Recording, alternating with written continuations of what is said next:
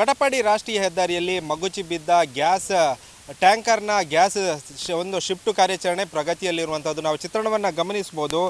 ಕಳೆದ 1-2 ಗಂಟೆಯಿಂದ ನಿರಂತರವಾಗಿ ಅಗ್ನಿಶಾಮಕ ಸಿಬ್ಬಂದಿಗಳು ಗ್ಯಾಸ್ ಸೋರಿಕೆ ಹಿನ್ನೆಲೆಯಲ್ಲಿ ನಿರಂತರವಾಗಿ ನೀರು ಸಿಂಪಡಿಸುವಂಥ ಕೆಲಸವನ್ನು ಒಂದು ಅಗ್ನಿಶಾಮಕ ಸಿಬ್ಬಂದಿಗಳು ಮಾಡ್ತಿರುವಂಥದ್ದು. ಕಳೆದ 2 ಗಂಟೆಯಿಂದಲೂ ಕೂಡ ಮಂಗಳೂರಿನಿಂದ 2-3 ಗ್ಯಾಸ್ ಹೆಚ್ಚುವರಿ ಗ್ಯಾಸ್ ಟ್ಯಾಂಕರನ್ನು ತಂದುಕೊಂಡು ಈಗ ಅದನ್ನು ಶಿಫ್ಟ್ ಮಾಡುವಂಥ ಕೆಲಸವನ್ನು ಈಗ ಸಿಬ್ಬಂದಿಗಳು ಮಾಡಿರುವಂಥದ್ದು.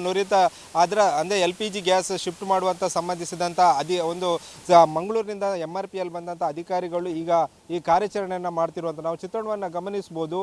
ಈಗಾಗಲೇ ಬಂದಂಥ ಅಧಿಕಾರಿಗಳು ಪೈಪನ್ನು ಅಳವಡಿಸಿಕೊಂಡು ಮಗುಚಿ ಬಿದ್ದಂಥ ಗ್ಯಾಸ್ ಟ್ಯಾಂಕರ್ ಏನಿದೆ ಅದರಿಂದ ಗ್ಯಾಸನ್ನು ಶಿಫ್ಟ್ ಮಾಡುವಂಥ ಕೆಲಸಕ್ಕೆ ಮುಂದಾಗಿರುವಂಥದ್ದು. ಕಳೆದ 2 ಗಂಟೆಯಿಂದಲೂ ಕೂಡ ಅಗ್ನಿಶಾಮಕ ಸಿಬ್ಬಂದಿಗಳು ನಿರಂತರವಾಗಿ ನೀರು ಸಿಂಪಡಿಸುವಂಥ ಕಾಯಕಕ್ಕೆ ಮುಂದಾಗಿರುವಂಥದ್ದು. ಯಾಕಂದರೆ ಆ ಒಂದು ಗ್ಯಾಸ್ ಸೋರಿಕೆ ಆಗ್ತಿರುವ ಹಿನ್ನೆಲೆಯಲ್ಲಿ ಯಾವುದೇ ಅವಘಡ ಸಂಭವಿಸಬಾರ್ದು, ಅದು ಗ್ಯಾಸ್ ಅಂದರೆ ಬೆಂಕಿಯಾಗಿ ಪರಿಣಮಿಸಬಾರ್ದು ಎನ್ನುವ ನಿಟ್ಟಿನಲ್ಲಿ ನೀರು ಸಿಂಪಡಿಸುವಂಥ ಕೆಲಸವನ್ನು ಅಗ್ನಿಶಾಮಕ ಸಿಬ್ಬಂದಿಗಳು ಮಾಡ್ತಿರುವಂಥದ್ದು.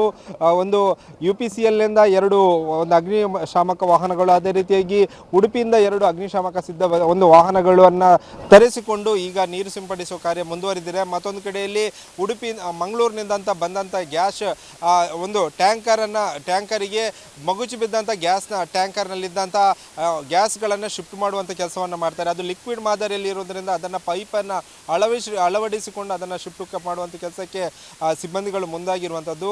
ಸದ್ಯ ಈ ಒಂದು ಶಿಫ್ಟ್ ಮಾಡುವಂಥ ಕೆಲಸ ಪ್ರಗತಿಯಲ್ಲಿರುವಂಥದ್ದು. ಅದೇ ರೀತಿಯಾಗಿ ಯಾರನ್ನು ಕೂಡ ವಾಹನ ಸಂಚಾರವನ್ನು ಕಳೆದ 2 ಗಂಟೆಯಿಂದಲೂ ಕೂಡ ಈ ಒಂದು ರಾಷ್ಟ್ರೀಯ ಹೆದ್ದಾರಿಯಲ್ಲಿ ವಾಹನ ಸಂಚಾರವನ್ನು ಯಾವುದೇ ವಾಹನವನ್ನು ಬರಲಿಕ್ಕೆ ಅವಕಾಶವನ್ನು ಮಾಡಿಕೊಡ್ತಿಲ್ಲ, ಬದಲಿ ವ್ಯವಸ್ಥೆಯನ್ನು ಮಾಡಿರುವಂಥದ್ದು. ಸದ್ಯ ಸಾಕಷ್ಟು ಒತ್ತುಗಳ ನಂತರ ಈಗ 3 ಗ್ಯಾಸ್ ಟ್ಯಾಂಕರ್ ಬಂದಿರುವಂಥದ್ದು, ಅದಕ್ಕೆ ಶಿಫ್ಟ್ ಮಾಡುವಂಥ ಕೆಲಸವನ್ನು ಸಿಬ್ಬಂದಿಗಳು ಮಾಡ್ತಾ ಇರುವಂಥದ್ದು. ಕ್ಯಾಮರಾಮನ್ ರಾಮ್ ಜೊತೆ ಪ್ರಜ್ವಲ್, ಅಮೀನ್, TV9 ಉಡುಪಿ.